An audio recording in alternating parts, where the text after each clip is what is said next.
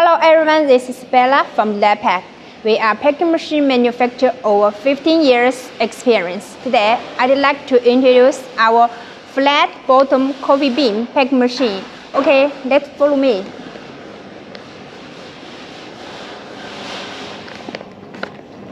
Okay, this is the Z-type elevator to fit the product. You just need to put your coffee bean inside this hopper. It will fit the product from this hopper up to the multi-head wheel. They are 10-head wheel dosing system to within target weight. This part is the support frame to support the multi-head wheel. Here is the touch screen. You can set any weight you need by this touch screen. This part is the main packer for doypack machine, and this is the touch screen. It is from Siemens. This is very good quality. And here is the empty bag feeding conveyor. Now I will introduce this working process. This device for open zipper and this device for flat bottom gusset, like this.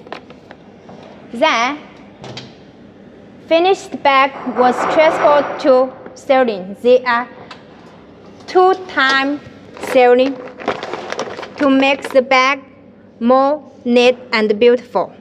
And the finished bag will come out from this part. Okay, let's run the machine.